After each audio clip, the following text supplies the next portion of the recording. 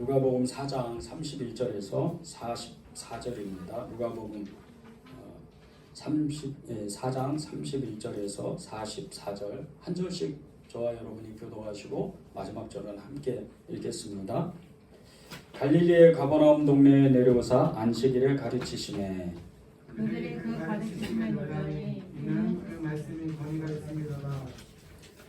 해당에 더러운 귀신 들린 사람이 있어 크게 소리질러 이르되 나사렛 예수여 우리가 당신과 무슨 상관이 있나이까 우리를 변하러 원하이까 나는 당신이 누구인지 아노니 하나님의 거룩한 자니이다.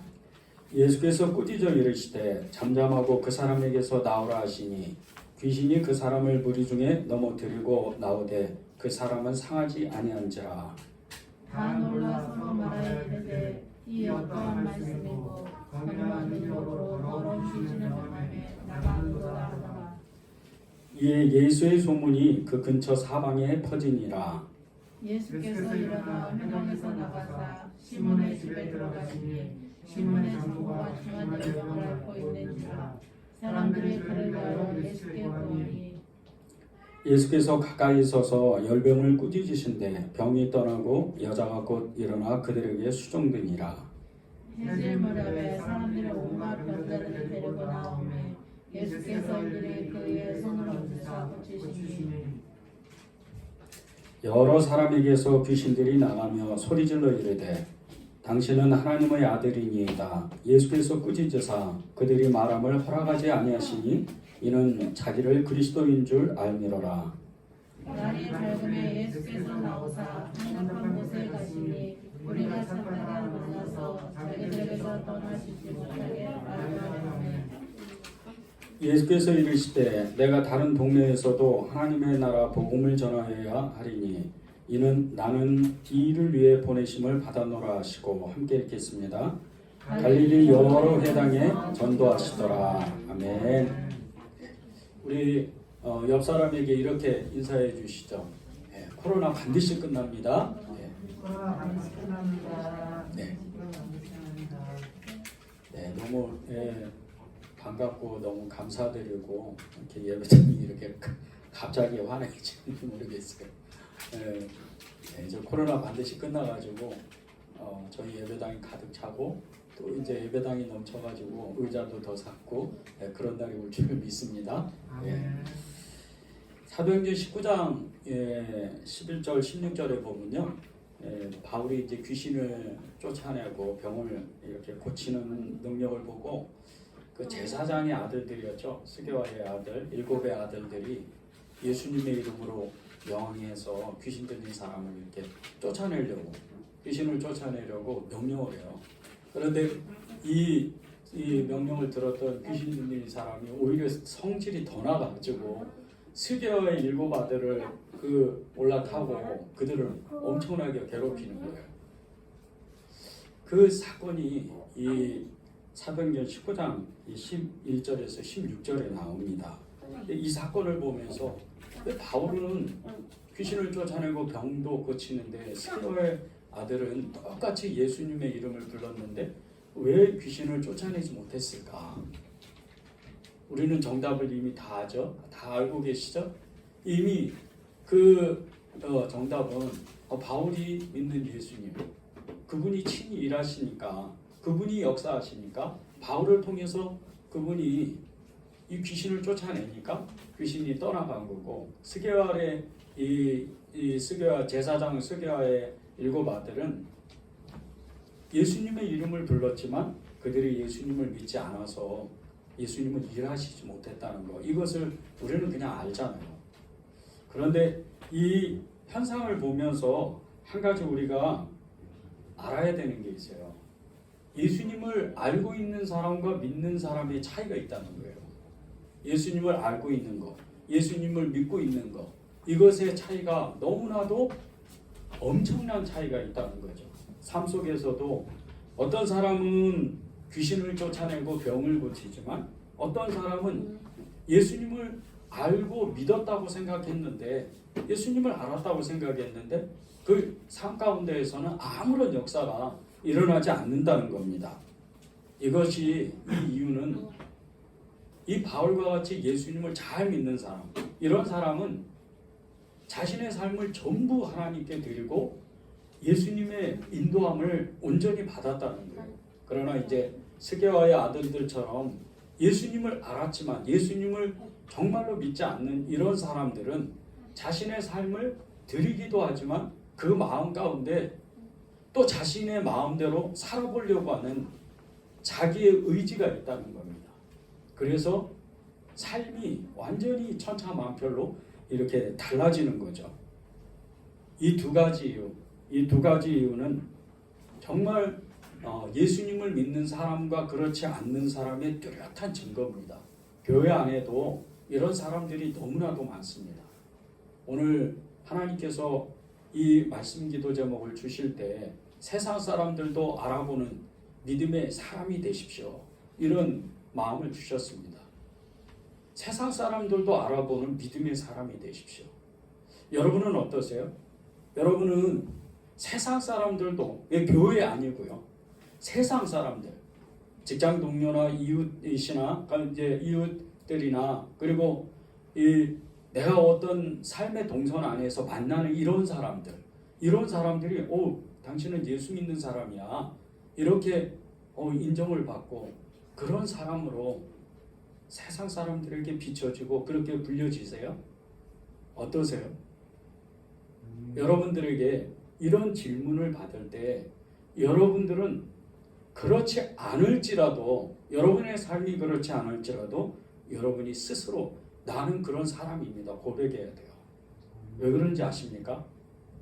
여러분의 지금에 있는 그 삶, 여러분의 지금 내가 세상 사람들에게 믿음의 모습을 보이지 않는 것 같은 그런 삶이 계속 지속이 안 된다는 거예요. 언젠가는 하나님이 여러분을 강력하게 붙잡아서 여러분의 삶을 송두리째 바꾸는, 아예 그냥 예수의 사람으로 그렇게 만들어버리는 그런 때가 온다는 겁니다. 여러분들이 나는 교회에서는 어떤지 모르는데 나의 삶 속에서는 어떨 때는 좀 정말 하나님께 창피할 정도로 믿음으로 이렇게 반응하는 삶은 아닌 것 같은데, 그렇게 여러분들이 마음을 가질 때 하나님은 너무나 안타깝게 생각하세요. 사실 믿음이라는 게 뭡니까? 믿음이라는 것은 세상 가운데에서 특별하게 내가 믿는 어떤 대상의 그분을 위해서 사는 것이 믿음입니다. 여러분이 왜 여러분에게 믿음으로 살지 못하게 하시는지, 믿음으로 살지 못하는 이런 모습이 나타나는지, 왜 그 현상을, 왜 이렇게 이런 일들이 나타나는지, 그것만 알면 여러분의 삶이 완전히 뒤바뀌게 되는 겁니다. 왜 지금은 나는 바울과 같이 그렇게 믿음의 삶을 살지 못할까? 첫 번째 이유는 사단의 공격입니다. 사단의 유혹이 있다는 거예요. 이것은 인류 역사가 끝날 때까지 계속됩니다. 여러분은 만약에 여러분 중에 나는 이제 믿음으로 섰으니까 사단은 나를 공격하지 않을까요? 사단은 나한테 어떻게 하지를 못해, 이런 생각을 갖는다면 여러분은 큰 오산이에요. 여러분이 믿음이 커지면 커질수록, 바울과 같이 그렇게 엄청난 믿음을 가졌다면 여러분은 공격을 더 받게 돼 있어요. 종교개혁을 일으켰던 마틴 루터가 가장 힘들었던 것 중에 하나가 이 마귀의 직접적인 공격이었어요. 아예 마귀가 참 지금은 우리가 이해할 수 없는 그런 마귀의 공격을 받았어요. 마귀가 실제적으로 나타났어요. 이 마틴 루터가 혼자 있던 그 방에서 나타나서 아예 두루마기를 그 방 안 가득히 그냥 펼쳐 보이면서 네 죄가 이렇게 많은데 네가 무슨 예수 믿는 사람이야? 네가 무슨 종교개혁을 일으켜? 이렇게 조롱을 하고 정말 그 무서운 압박을 가해서 거의 죽기 직전까지 갔었어요. 그렇게 마틴 루터를 공격했습니다. 믿음이 크면 클수록, 믿음이 자라면 자랄수록 마귀의 공격은 더욱 커집니다. 영역도 더욱 커지고 더욱 교묘해져요. 우리가 예수님을 바라보자, 24시간 예수님과 동행하자, 이런 훈련들도 많이 합니다. 성경을 보고 기도하고 그리고 예배 가운데 영성 프로그램을 통해서 하나님을 알고자 우리가 믿음의 삶을 살고자 이런 훈련들을 많이 해요. 그런데 왜 이런 훈련을 하죠? 하나님의 뜻을 먼저 알고 나의 믿음의 그 정체성을 뛰어넘어서 믿음으로 자라나기 위해서 하나님 앞에 더 가까이 가기 위해서 이런 훈련을 하는 겁니다. 그런데 그런 훈련을 하면 할수록 마귀는 우리를 더욱 공격한다는 거예요. 집에서도 또 직장에서도 삶 가운데에서도 까닭없이 막 일어나는 일들이 너무나도 많이 생길 때 직장의 동료가 갑자기 짜증을 내고 그리고 없던 일이 막 계속 일어났고 가정 안에서도 나 혼자 예수님을 믿는데 우리 형제들이 계속해서 나를 공격하고 정말 조롱하고 이런 일이 막 점점 많아지는 거예요. 그럴 때 여러분은 정말 기뻐해야 돼요. 왜 그런지 아십니까? 여러분의 믿음이 달라졌다는 뜻이에요. 그게 힘들어할 필요가 없어요. 더 큰일, 그냥 얼굴도 모르는 사람들 정말 이렇게 내가 길거리에 노방 전도를 하거나 지하철 전도를 하거나 그리고 누구에게 무작위로 전도를 할 때 굉장히 조롱을 하면서 막 공격이 되는 이런 사람, 얼굴도 모르는 무작위의 사람이 나를 그렇게 공격했대요. 여러분 진짜 기뻐요. 왜 그런지 아십니까? 여러분이 믿음의 사람이라는 것을 하나님이 나타내시는 거예요. 사단이 여러분의 믿음을 계속 세우지 못하도록, 여러분의 믿음이 자라지 못하도록 계속 유혹하고 공격하는 겁니다. 이것이 여러분의 믿음을 자라지 못하게 합니다. 두 번째는 여러분의 자아예요. 여러분의 자아. 여러분은 정말 여러분의 육신이 꺾어지는 그날까지 필연적으로 여러분의 아담으로부터 온 이 원죄가 있어요. 거기에서 못 벗어납니다. 계속해서 이 자아가 나를 발동시켜요. 여러분의 죄가 여러분의 육신이 죽는 그 순간까지 절대 없어지지 않습니다. 여러분이 성령 충만할 때 그러면 나는 죄를 안 짓고 사람을 미워하지 않거나 여러분이 기쁨으로 감사함으로 충만하게 그런 삶을 살 수 있는 비결은 무엇이었을까? 그 죄가 없어진 게 아닙니다. 성령이 그 죄를 누르는 거예요. 나의 자아를 누르는 거예요. 그렇기 때문에 여러분이 죄를 안 짓고 사는 겁니다. 그런데 여러분이 이것을 잊어버리는 순간 아담으로부터 온 죄가 죄를 낳고 이것을 잃어버리는 순간 내 안에 예수님이 말씀하신 것처럼 7가지의 더러운 시기, 질투, 음란, 악독 이런 더러운 것들이 있다는 것을 여러분이 인정하지 않는다면 여러분의 마음 가운데 하나님은 정말 은혜를 쏟아 부어 주시려고 해도 여러분이 그걸 다 담아낼 수가 없어요. 내가 죄인이다. 우리가 흔히들 말하죠. 성자의 삶을 살아간다. 성자는 어떤 삶일까? 진짜 성자들, 이런 사람들, 믿음의 사람들의 이 정말 신실하고 정결하고 정직한 이런 삶, 기독교 역사의 한 페이지를 기록하는 많은 사람들이요. 이런 사람들의 삶이 그 고백이 뭔지 아십니까? 나는 죄인입니다. 나는 죄인입니다. 이 고백은 자기 자아가 그렇게 나를 누르고 있다는 거. 오호라 나는 공부한 사람이다.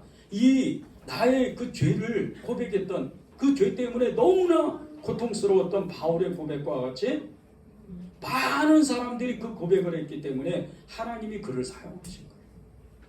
그것이 믿음을 방해하는 것을 뛰어넘을 수 있다는 거예요. 여러분의 그 믿음.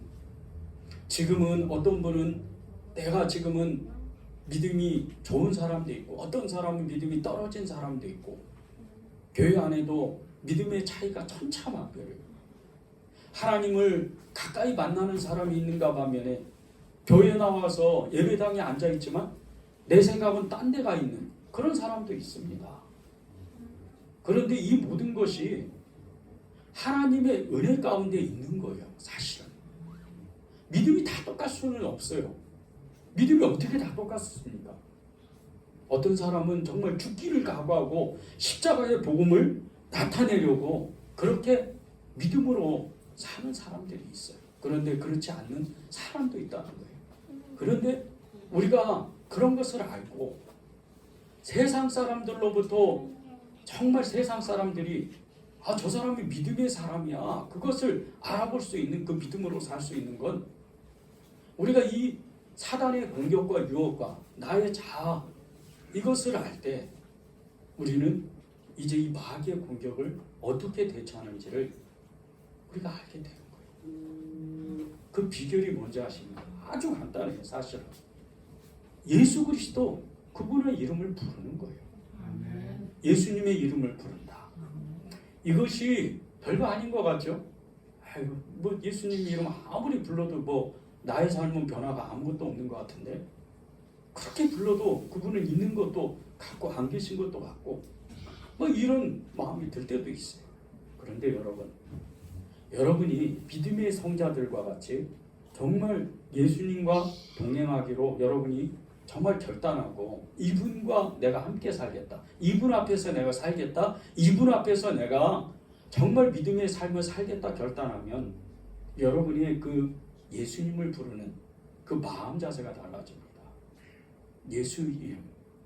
예수의 이름은 이 세상의 모든 것을 다스리시고 통치하시고 역사하시고 인류의 모든 사람들을 구원하시는 이름이에요. 아멘. 그 이름은 왕의 이름인 거예요. 아멘. 그런데 이 이름을 우리가 어떤 자세로 부르느냐에 따라서 우리의 삶이 완전히 달라진다는 거예요. 예수님의 이름으로 명하노니 이 떠나라 더러운 귀신아. 똑같은 이름을 바울이 선포했고 스게와의 아들이 선포했어요. 그런데 바울은 귀신이 떠나고 병이 고쳐지고 역사가 일어나는 거예요. 나는 그런 믿음이 없는데. 여러분이 예수님의 이름 부르면 다른 사람에게 있는 귀신들이 정말 떠나갈까요? 어떠세요? 여러분들이 그 믿음을 가져야 돼요. 이거는 정말 어떤 말씀도 아니고 그렇다고 여러분을 위로하는 것도 아니고 하나님의 진리의 말씀 가운데 예수 그리스도의 이름의 권세를 나타내 예수님의 이름을 선포하면 어떠한 것도 떠나가고 어떠한 것도 하나님이 세우시지 않는 모든 것들이 무너진다는 거예요. 여러분이 입만 벌려서 여러분의 입술을 벌려서 예수의 이름을 선포하는 거예요. 그러면 어떠한 귀신도 떠나가고 어떠한 병도 치유되게 되어 있습니다. 아멘. 여러분이 병을 치유하지는 못해요. 여러분이 어떤 대상을 위해서 정말 요즘은 이게 이제 집안에 어르신들이 있으면 요양병원에 같은 데 많이 오래 계셔요. 저도 사역을 하면서 요양병원 많이 갔습니다. 가서 기도하고 예배드리고 많이 갔어요. 심지어는 어떤 분이 이제 가는 날 돌아가신 분도 계셨어요. 근데 저는 그런 적도 있었어요. 병원에 가서 이제 내일이면 돌아가시고 모레면 돌아가시는데 하나님이 뜬금없이 그 마음을 주셨어요. 예수의 이름으로 기도해라.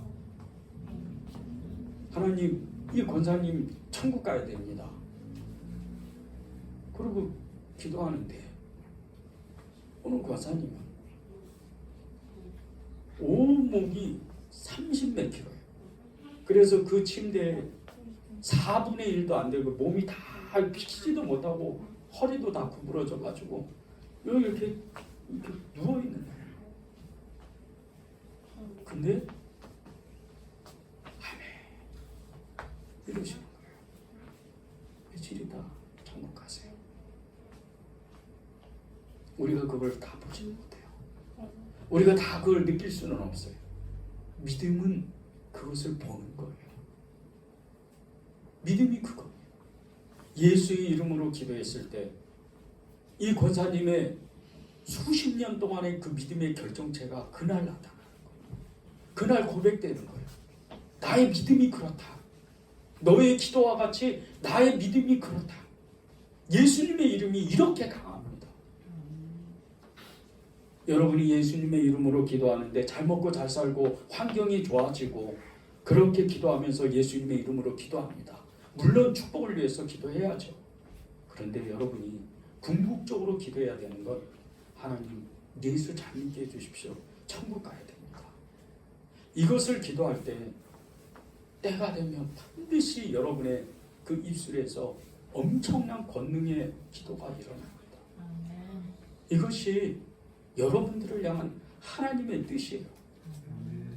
하나님이 오늘 여러분들에게 하나님의 그 말씀 중에 오늘 누가복음 31장 44절에서 이 말씀 중에 핵심과 같이 말씀을 주신 게 있어요. 34절입니다. 나는 당신이 누구인 줄 아오니 하나님의 거룩한 자니이다. 귀신 들린 자가 그 귀신 들린 그 속에 있던 귀신이 또 쫓겨나가면서 당신은 하나님의 거룩한 자입니다. 당신은 하나님의 아들입니다. 귀신이 알아보는 거예요. 사람이 알아보는 게 아니에요. 귀신이 알아보는 거예요. 귀신이 귀신같이 알아보는 거예요. 그리고 병이 치유되고 귀신이 떠나가니까 사람들이 저분이 하나님이 보내신 분이 만드는가 보다. 그걸 알아봤어요. 여러분이 그런 분이에요. 아멘. 여러분들이 그런 분입니다. 우리는 그 믿음으로 살아야 돼요. 아멘. 여러분이 믿음 없어요? 나는 그런 믿음 없는데. 나는 그런 믿음을 정말 가진 적이 없는데. 그러면 여러분들이 오늘 고백하는 거예요. 믿음으로 나는 살겠습니다. 그렇게 고백하는 겁니다. 이 귀신들도 예수님을 알아본 것 같이 우리의 주변에 우리 조금만 눈을 옆으로 열면 우리의 주변 사람들 중에 정말 예수의 이름으로 엄청난 역사를 일으킨 많은 증인들이 있어요. 그 중에 전라남도 고흥군의 그 녹도 항구 그 앞에 작은 섬이 있습니다. 소록도라는 섬. 이 섬이 처음에는 다리가 생기기 전에는 배 타고 들어갔었어요. 저도 거기를 몇 번 갔었는데 배를 타고 이렇게 들어갔었습니다. 그런데 지금은 다리가 낮아서 그냥 들어갈 수 있어요. 이 소록도가 일제시대 때 전국에 흩어져 있는 한 6천여 명가량 되는 나환자들을 강제적으로 이주시켜가지고 나환자 마을을 만들었어요. 그리고 일제 이 정부가 일본 정부가 엄청나게 정말 핍박하고 노역을 시켜서 많은 사람이 죽었습니다. 이 나병은 천형이라고 그렇게 불릴 정도로 고칠 수 없는 병이었어요. 당시에는. 그 나병이 정말 이 치료약이 나온 지도 얼마 안 됐습니다. 불과 몇십 년 안 됐어요. 그럴 정도로 아주 그냥 이 우리나라뿐 아니고 전 세계적으로 나병이 이렇게 창궐했던 그런 시대가 있었습니다. 그런데 여러 나환자촌 중에 이 대한민국 땅 안에 여러 나환자촌 중에 이 소록도는 특별히 아예 사람이 못 나오게 사람이 이렇게 바다를 헤엄쳐가지고 육지로 나오려면 바다에 빠지거나 아니면 또 도망가다 잡혀가지고 고문실에 갇혀가지고 배를 맞아서 죽던가 둘 중에 하나 그런 삶을 살았어요. 해방이 되고 전쟁이 끝나고 이제 민간 정부가 생겼지만 그런 정부 안에서도 너무나 많은 어려움을 겪었어요. 그런 1960년도 초에 오스트리아의 이 한 수녀 두 분이 이 소록도를 방문합니다. 소리 소문 없이 왔어요. 온다 간다 말도 없이 가방 하나씩 들고 그 섬을 들어간 거예요. 그 수녀님들이 마리안느 수녀님과 마가렛 수녀님이에요. 이 수녀님이 그 소록도의 나환자와 특별히 그 나환자들이 낳았던 그 아이들, 이 아이들을 보육원을 만들고 유치원을 만들어서 40년 동안 섬겼어요. 그런데 이 마리안느 수녀님과 마가렛 수녀님이 하셨던 일들이 너무나 귀한 일이에요. 아무도 몰랐어요. 그분들이 무슨 일을 하는지 뭐 밝혀진 적도 없었고 아무도 몰랐던 거예요. 40년이 지나고 나서 알았습니다. 이 나병은 사실은 침이나 지금 요즘 이렇게 코로나처럼 이렇게 전염률이 굉장히 강한 병입니다. 그런데 등에 등창이 있고 피고름을 다 그분들이 그 수녀들이 입으로 빨았어요. 그리고 손에 장갑을 끼지 않고 그분들을 다 연고를 발라주고 그렇게 치유를 했어요. 물론 많은 분들이 돌아가시고 많은 분들이 그 병에서 벗어나기도 했습니다. 그랬던 일들을, 그랬던 그분들의 그 하셨던 일들이 나중에 밝혀졌어요. 이분들이 2005년도에 어느 날 갑자기 처음 43년 전에 그 소록도를 들어가신 것처럼 어느 날 밤에 다시 또 편지 한 장씩 뒷집마다 남겨두고 소리 소문 없이 또 돌아왔어요. 제가 그 다큐멘터리 영화를 봤습니다. 근데 그 영상을 보면서 너무 마음이 정말 감동이 되고 또 창피하기도 하고 또 정말 하나님의 한 가지의 마음을 받았던 것이 그 인터뷰 중에 나왔어요. 이 마리안느 수녀님 오스트리아까지 가가지고 이 기자가 인터뷰를 하는 중에 소록도 가고 싶지 않느냐고 80이 넘으신 이 마리안느 수녀님에게 물어봤는데 이렇게 대답을 하는 거예요. 아니, 난 가고 싶지 않아. 이유는 거기 가면 누가 무슨 상을 주고 누가 뭘 잘했다고 그러고 그래서 난 안 가려고. 내가 20대 후반에 갔던 그 한국이라는 소록도라는 그곳에 40년이 넘는 그 추억, 그것만 나는 같이 가는 거예요. 예수님이 나에게 사랑하라고 했으니까, 어려운 사람 도와주라고 했으니까 나는 그것만 하고 온 거야. 그렇게 고백합니다.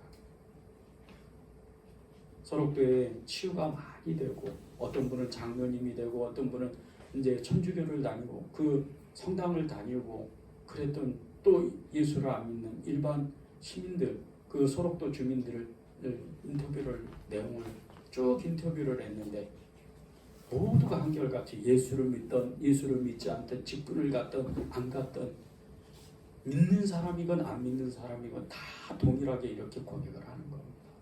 그 수녀님들은 예수님이었습니다.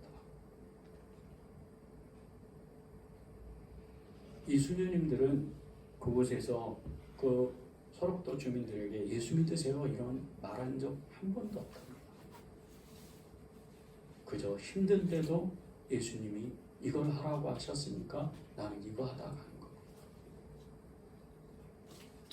처음에 소록도를 올 때 뭘 알고 온 것도 아니고 그냥 한국이라는 동양의 어느 나라에 나환자들이 있다는데 하나님께 기도하는데 너 거기 가라. 그 말 한마디에 그냥 가방 하나 둘러오고 평생 결혼하지 않고 인생의 삶의 대부분을 나환자를 위해서 살다 예수님을 증거하고 그렇게 돌아가신 거예요. 마가렛의 수녀님은 나중에 치매가 걸려서 요양병원에서 돌아가셨습니다. 저는 그거를 보면서 나는 뭐 하는 사람이지? 나는 정말 예수 믿는 사람일까? 여러분이 볼 때 저는 예수 믿는 사람일까요? 정말로? 그냥 목사니까 예수 믿겠지? 아니에요. 제가 그 다큐멘터리 영화를 보면서 하나님 저는 어떻게 해야 될까요? 너무나도 창피하게 제 안에는 이 교회를 어떻게 일으킬까? 사람도 없는데 이런 마음이 가장 우선이에요. 돈 걱정, 사람 걱정, 환경 걱정. 하나님은 아니신데 예수 믿는 게 도대체 뭘까? 예수 믿는 게 도대체 뭐냐? 저는 정말 알 수가 없더라고요. 예수 믿는 게 뭘까? 예수 믿는 게 어떻게 예수를 믿는 걸까? 교회에서 예배당에서 기도하고 찬양하고 말씀 듣고 모이고 서로 사랑하고 그러면 예수 믿는 걸까? 그거는 보편적인 신앙생활이에요. 진짜 예수 믿는 거.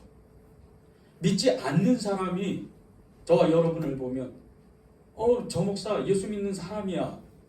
저분 예수 믿는 사람이야. 이게 예수 믿는 거예요. 예수님이 그렇게 오늘 이 가버나움 지방에 가가지고 귀신을 쫓아내서 병을 고쳐서 저분이 하나님이 보내신 하나님의 사람이구나 그렇게 보여진 게 아니에요. 오늘 예수님이 회당에서 가버나움 회당마다 다니면서 하나님의 나라를 전할 때 복음의 역사가 강력하게 일어나서 권위가 있다고 그랬어요. 36절에 보면요. 다 몰라 서로 말하리 이르되 그 어떤 말씀인고 권위와 능력으로 더러운 귀신을 쫓아낸다 그랬어요. 권위와 능력으로. 이 권위와 능력이 어디서 나옵니까? 믿음에서 나오는 거예요. 예수의 이름에서 나오는 거예요. 예수의 이름이 여러분 안에 있어요. 여러분 한 사람도 예수의 이름이 없는 사람이 없습니다. 그런데 어떤 사람은 죽기를 각오하고 그분의 이름을 붙들고 그분을 어떻게 하면 내가 잘 따라갈까 애쓰는 사람이 있고 어떤 사람은 예수님도 믿고 나도 믿고 세상도 믿고 그런 사람이 있다는 거예요. 예수님이 이 땅에 오신 목적, 그 목적이 뭡니까? 예수님이 이 땅에 오신 목적, 하나님의 나라를 전하기 위해서 오신 거예요. 다른 이유 없어요. 예수님은 십자가에서 돌아가시기까지 그 하나님의 아버지 하나님의 순서에 의해서 성경의 말씀에 의해서 예언에 의해서 인류를 구원하기 위해서 이렇게 사셨다 가셨을 거다. 그건 여러분의 지식이에요. 여러분의 마음 가운데 하나님의 나라가 어떤 건지를 먼저 알아야 돼요. 믿음이 무엇인지, 예수님은 도대체 나에게 원하시는 게 무엇인지, 나의 사명은 무엇인지. 사명 끝나면 여러분 다 천국 갑니다. 아멘. 사명이 없는 사람은 바로 하나님이 데려가시는 거예요. 근데 우리는 세상의 기준을 놓고 보기 때문에 세상이 어떤 정말 이성적이고 세상의 삶의 주기에 따라서 교통사고 나면 불의의 사고가 나서 죽었다. 병이 걸려서 죽으면 병이 걸려서 죽었다. 나이가 먹으면 70, 80이 되고 90이 되면 그 삶을 천수를 다해서 죽었다 그래요. 아니에요. 많은 임사체험자들이 있어요. 이 얘기를 하는 것이 좀 조심스럽긴 하지만 임사체험자들 가운데 믿는 사람의 고백과 믿지 않는 사람의 고백이 확연히 다릅니다. 그런데 동일한 게 있어요. 임사체험한 사람들이 동일한 고백 중에 하나가 뭔지 아십니까? 여기가 진짜가 아니라는 거예요. 또 다른 세상이 있다는 거예요. 믿음의 사람은 더욱 그렇죠. 믿음의 사람은 대부분의 임사체험을 하면 천국을 보는 거예요. 여러분의 삶, 여러분이 믿음으로 어떻게 살아야 되는 것인가, 이것을 생각해 볼 때 하나님이 여러분에게 정말 마리아누와 마가렛 수녀님과 같이 예수님을 믿지 않는 사람들에게 당신은 예수님을 믿는 사람이야, 그렇게 정말 보여질 수 있는 것은 여러분이 정말 예수님이 여러분 안에 있다는 것을 내가 믿고 고백할 때요. 그러면 그때부터 여러분의 삶이 한 걸음 한 걸음, 그리고 믿음의 이 삶이 완전히 변하게 되는 겁니다. 처음부터 성자 없어요. 처음부터 믿음의 사람 없습니다. 훈련해야 돼요. 내가 예수님을 더 알아야 됩니다. 그러려면 여러분이 무엇을 해야 됩니까? 기도해야 돼요. 그리고 전도해야 됩니다. 전도가 버거우신 분 계세요? 지금 우리 교회는 이제 사순절 전도를 시작을 했습니다. 나는 모르는 사람한테 가서 예수 믿으세요, 이거 못하는데. 여러분, 그게 전부가 아니에요. 저 어떤 줄 아십니까? 처음 전도할 때 사람 만나는 게 두려워가지고 제가 처음 전도할 때 이 주보지를 50장씩 묶어서 한 집씩 편지함에 꽂기 시작을 했어요. 한 주가 지나고 두 주가 지나고 몇 달이 지나고 어느 날 용기가 났어요. 이제 한번 모르는 사람한테 예수 믿으세요 해보자. 처음에 어떤 사람을 딱 주보지를 주는데 솔직히 이게 무슨 돈이 돼요 뭐가 돼요. 예수 믿으세요 이게 안 나오는 거예요. 그냥 줬어요. 나중에 물티슈가 있으니까 조금 낫더라고요. 예수 믿으세요 이게 나오더라고요. 그런데 그랬던 제가 지하철 8호선을 타고 끝에서 끝에까지 달리면서 누가 보든 안 보든 욕을 하든 안 하든 뒤에서 침을 뱉어서 잠바에 다 침이 흥건해질 정도로 주 예수 그리스도는 살아계십니다. 예수 믿으면 천국입니다. 예수 안 믿으면 지옥입니다. 미친 사람처럼 외치기 시작을 합니다. 많은 사람들이 있어요. 대부분 예수 믿는 사람이 저에게 요즘 그렇게 전도하면 안 돼요. 세상 사람들이 그래가지고 예수를 믿겠어요? 요즘 그러면 교회 지탄받습니다. 저는 그러면 꼭 얘기합니다. 당신은 그러면 전도를 해봤습니까? 많은 사람, 한 사람도 대답하는 사람 없어요. 그건 전도를 안 했다는 뜻이에요. 여러분이 예수를 잘 믿으면 예수님 믿는 표적이 나타나려면 전도해야 돼요. 그 전도를 하려면 이제 기도해야 됩니다. 그것이 오늘 예수님이 가르쳐 주신 거예요. 42절에 보면 날이 밝음에 예수께서 나와서 한적한 곳에 가시니 무리가 찾다가 만나서 자기들에게서 떠나지 못하시게 반려하더라. 날이 밝자마자 예수님이 한적한 곳에 가셨대요. 뭐하러 가셨어요? 예수님이 기도하러 가신 거예요. 사람 없는 데 가서 기도해야 되니까. 사람 많으면 방이 되니까 기도하러 가신 거예요. 한적한 곳에. 한적한 곳에 가서 기도하셨는데 예수님이 왜 이렇게 하셔요? 예수님은 그 습관을 쫓아서 하나님 앞에 기도한 겁니다. 기도해야 하나님 아버지의 뜻을 알고 그분의 그 명령을 받기 때문이에요. 누가복음 22장 39절 40절을 제가 읽어드릴게요. 예수께서 나가사 습관을 따라 감난산에 가시매 제자들도 따라갔더니 그곳에 이르러 그들에게 이르시되 유혹에 빠지지 않게 기도하라 하시고 이제 내일 모레면 십자가에 달리십니다. 예수님은 고통당하셔요. 죽으셔요. 근데 이 게세마네 동산에 가서 하나님 앞에 기도하는데 하나님 앞에 정말 죽기를 각오하고 기도하는데 십자가를 능히 견뎌요. 그런데 기도하지 않았던 한 시간도 깨어있을 수가 없더냐. 주님이 그렇게 안타깝게 제자들에게 말씀을 하셨는데 그것을 귀에 담아 듣지 못하고 실천하지 못했던 제자들 어떻게 됐습니까? 예수님 부인하고 베드로는 저주까지 가고 뿔뿔이 흩어집니다. 두려워가지고 무서워서. 기도하지 않으니까. 예수님은 기도하셨으니까 그것을 하나님의 일을 능히 견디는 거고 제자들은 기도하지 않았기 때문에 예수님을 부인해버리는, 예수님을 떠나고 예수님을 덕을 지는 이런 사람들이 되는 거예요. 여러분들이 정말 왜 기도해야 돼요?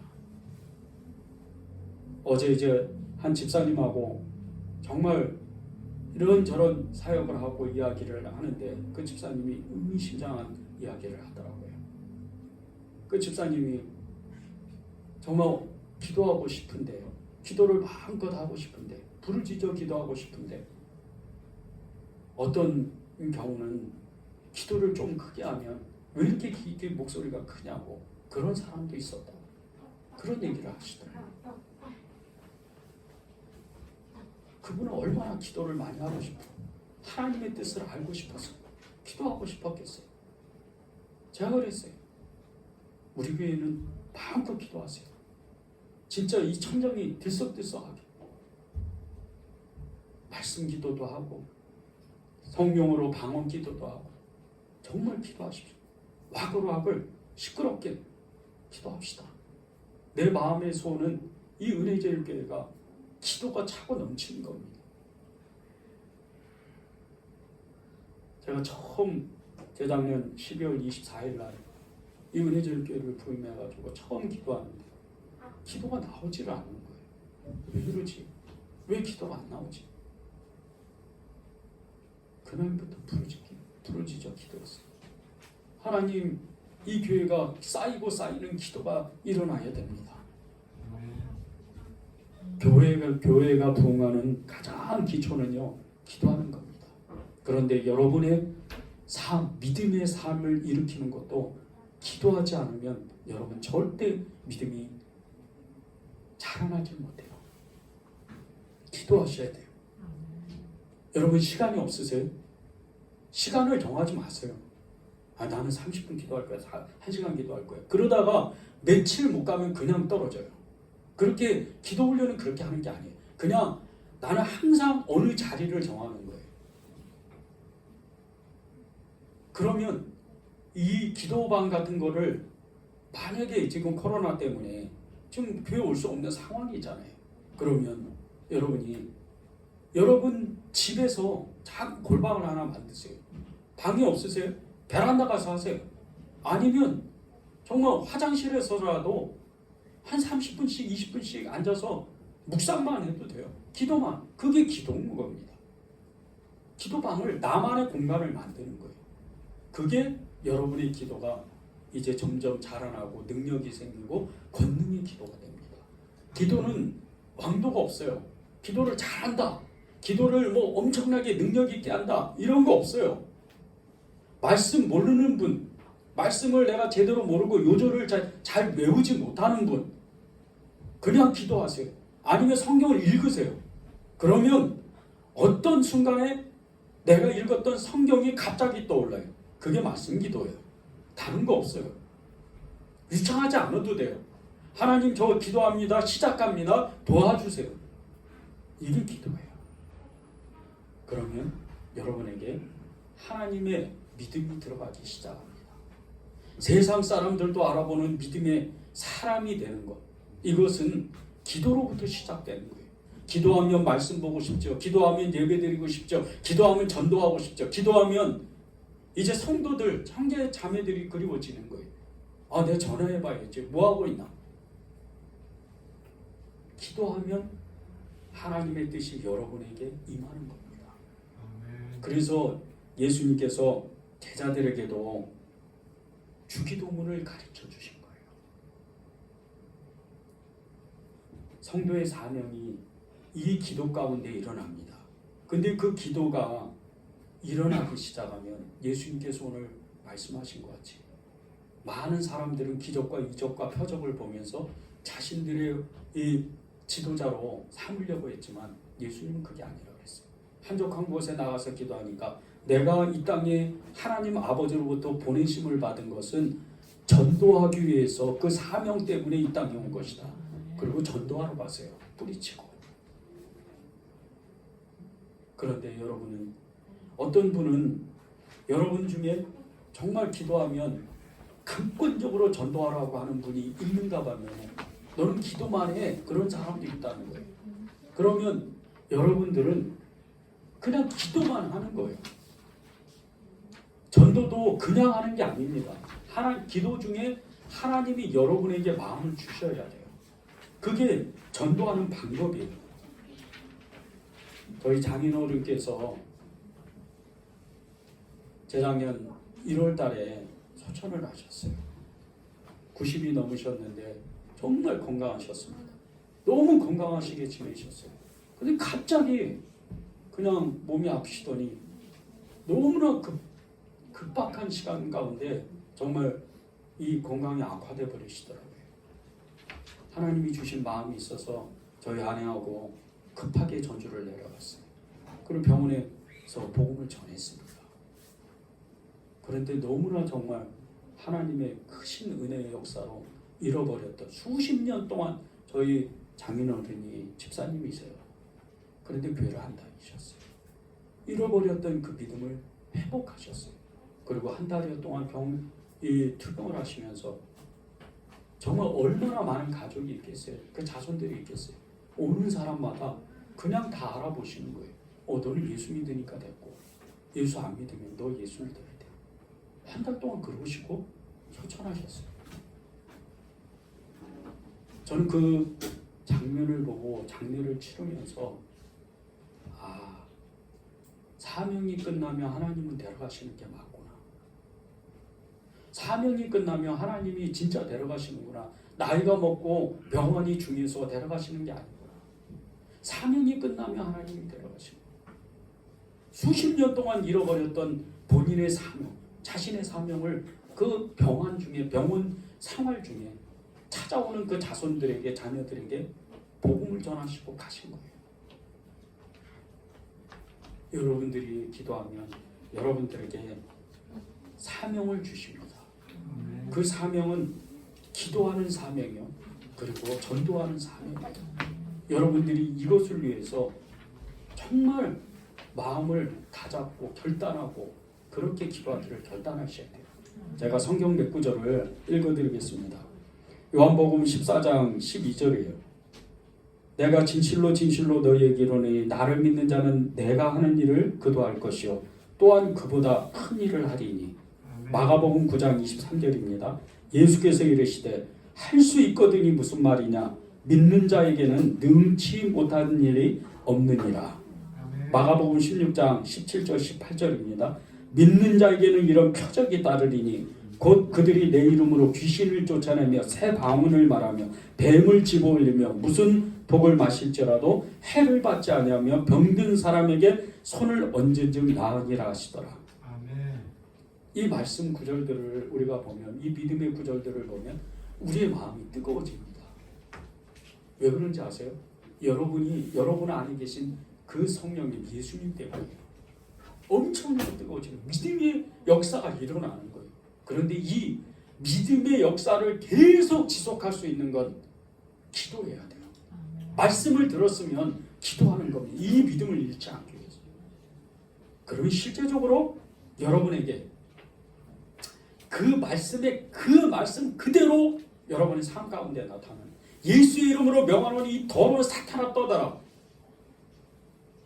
그러면 정말 환경이 어렵다가도, 그리고 마귀의 이 더러운 그 역사로 너무나 정말 이렇게 어려운 삶을 살다가도 어느 순간 환한 빛과 같이 풀어지는 거예요.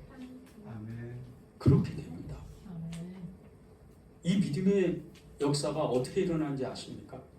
자신을 믿어줬던 이 바나바가 그 조카인 성질 마가를 끝까지 신뢰하고 그를 믿어줘서 이 마가는 나중에 교회의 큰 지도자가 됩니다. 또 자신을 믿어준 이 바울의 신뢰를 잃지 않았던 이 빌레몬은 죽음을 무릅쓰고, 이 오네시모는 죽음을 무릅쓰고 그 주인이었던 빌레몬을 찾아갑니다. 이 빌레몬한테 가면 잘못하면 죽는 거예요. 왜? 그는 도둑이었고 그는 노예였기 때문이에요.